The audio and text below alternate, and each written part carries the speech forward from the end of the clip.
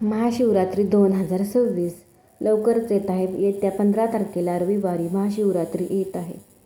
भगवान शंकरांचा अत्यंत महत्त्वाचा असा हा सण मानला जातो. महाशिवरात्रीला भगवान शिवांना प्रसन्न करण्यासाठी त्यांची मनोभावे पूजा करावी. ओम नमः शिवाय मंत्राचा जप करावा. महाशिवरात्रीला पहाटे लवकर उठून स्नान करावे. शिवलिंगावर बेलपत्र आणि दुधाने अभिषेक करावा. त्यांना आवडती बेलपत्र, फुले अर्पण करावे. सात्विक फलाहार, दिवसभर उपवास आणि रात्री जागृत राहून ओम नमः शिवाय मंत्राचा जप करावा. ओम नमः शिवाय मंत्राचा जप केल्याने पूजा किंवा व्रत फलदायी ठरते. शारीरिक व मानसिक शुद्धता राखणे अत्यंत महत्त्वाचे मानले जाते. रागावर नियंत्रण ठेवणे आणि काळे कपडे न घालणे हे अत्यंत महत्त्वाचे मानले जाते. या दिवशी काळे कपडे घालू नये.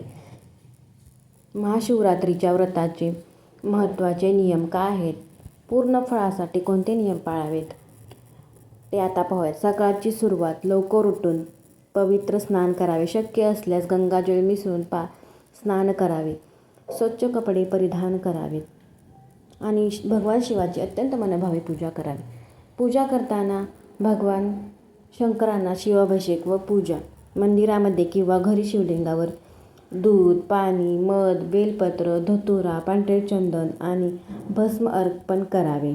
उपवासाचे नियम: दिवसभर निर्जला किंवा पाण्याविना किंवा फलाहार घेऊन उपवास करू शकता. त्यात दूध, फळे इत्यादी उपवासाचे पदार्थ तुम्ही खाऊ शकता. आता उपवासाचे नियम: दिवसभर निर्जला किंवा पाण्याविना सुकामेवा, फळे, दूध करून उपवास करू शकता. रात्री जागर करावा. महाशिवरात्रीची रात्र शिवभक्तीत आणि ध्यानात घालवावी. रात्री झोपू नये. सात्विक आहार: उपवासात कांदा, लसूण आणि साधे मीठ टाळून सेंधव मीठ वापरावे. आता काय टाळायचं? मांसाहार, मद्यपान, जुगार आणि कोणाची निंदा करू नये, नालस्ती करू नये. पूर्णपणे ते टाळावे. भांडणे करू नयेत या दिवशी शक्यतो. स्वच्छता: पूजा करताना घरातील पूजेच्या ठिकाणची स्वच्छता राखावी. जिथे पूजा करणार आहे तिथं स्वच्छ पुसून घ्यावे. शारीरिक व मानसिक शुद्धता महत्त्वाची आहे. या सर्व नियमांचे पालन केल्याने महादेवाच्या कृपेने मनातील इच्छा पूर्ण होतात आणि आध्यात्मिक ऊर्जा प्राप्त होते. या दिवशी सात्विक भोजन करावे. उपवास सोडताना फळे, साबुदाणा किंवा सात्विक पदार्थ खावेत. तामसिक अन्न खाऊ नये.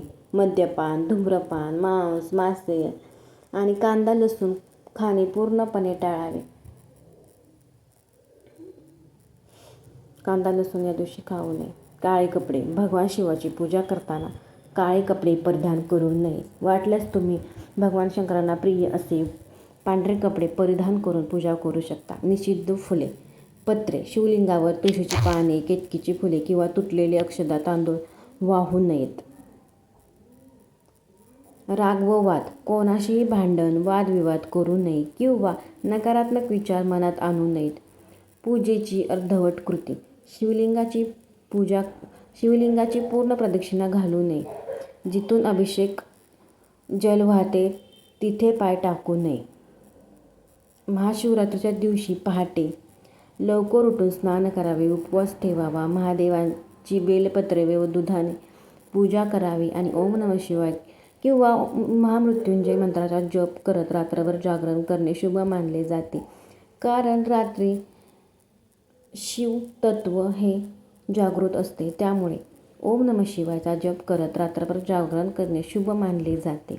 या दिवशी तामसिक अन्न, मांस, मद्य, काळे कपडे, वादविवाद आणि भगवान शिवाच्या पूजेत तुळशीची किंवा केतकीची फुले वापरणे पूर्णपणे टाळायचे आहे. पुढे तसेच तामसिक आहार, कांदा, लसूण, मांसाहार आणि अल्कोहोलचे सेवन पूर्णपणे टाळावे.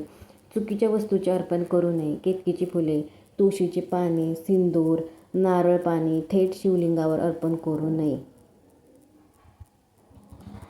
तुटलेले तांदूळ पण त्यात आहेत, ते पण अर्पण करायचे नाहीत. काळे कपडे: तेच पूजेच्या वेळी काळे कपडे घालणे टाळावे. निगेटिव्हिटी व राग: मनात वाईट विचार आणू नये. कोणाशीही वाद घालू नये किंवा जास्त रागवू नये. या दिवशी मन शांत ठेवून मनोभावे महादेवांची पूजा करावी. अपूर्ण पूजा अर्धवट सोडून नये, ती शांत चित्ताने पूर्ण करावी. शंखाचा वापर. महादेवाची पूजा करताना शंखाचा वापर करणे टाळावे. महादेवांना प्रिय अशा वस्तू जसे की दही, दूध, दही इत्यादी पदार्थ